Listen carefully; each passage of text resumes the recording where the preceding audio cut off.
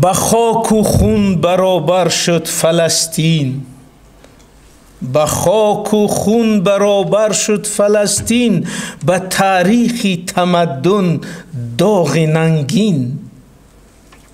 خراسان را گرفت افراط و نفرین، از آن ساحل نگه دارد به دوربین. در این هنگامه بسیار دشوار، خدایا تاجیکستان را نگه دار. همین لحظه که ما در تالار آرام نشسته ایم، 23 کشور با هم درگیرند.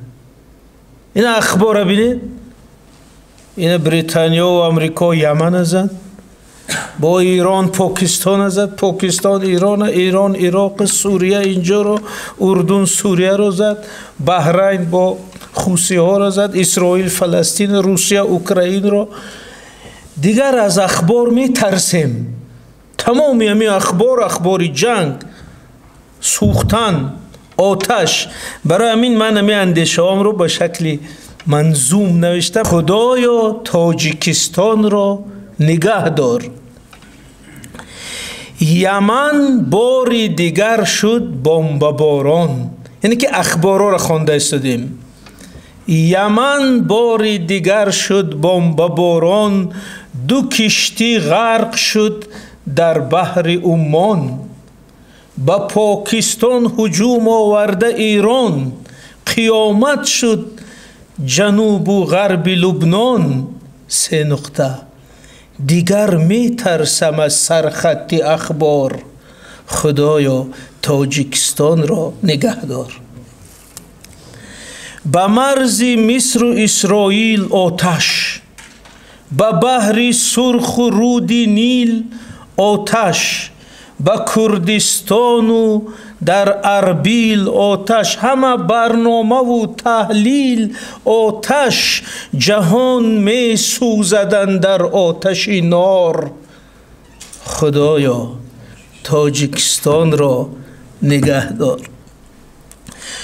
با خاک و خون برابر شد فلسطین، با خاک و خون برابر شد فلسطین، به تاریخی تمدن داغ ننگین. خراسان را گرفت افراط و نفرین، از آن ساحل نگه دارد به دوربین. در این هنگامه بسیار دشوار، خدایا تاجیکستان را نگه دار. به تایوان ناوگان امریکایی حمایت دارد از طرح جدایی و لندن کرده او را راهنمایی و پکین کرده تهدید هوایی. 2 کوریا به جان هم گرفتار. خدایا تاجیکستان را نگه دار. جهان جبهه جبهه، دسته دسته، نظامی وحدتی عالم شکسته. گلوگاه خلیج فارس بسته و روس و اوکراین از جنگ خسته.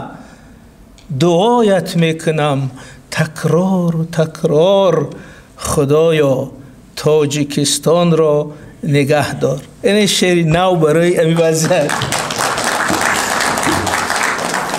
یعنی بسیار مهم است در امی حالت. چخیلی که امی یک جامی بلوری ظریف در دست شما تنکه میره نشکسته از درون امی مانعه ها گذران، ولی نگه داشتن امنیت یک کشور امیقه مشکل است. از این رو من چند جا گفتم که هر روزی ثبات و امنیت کشور یک کارنامه است.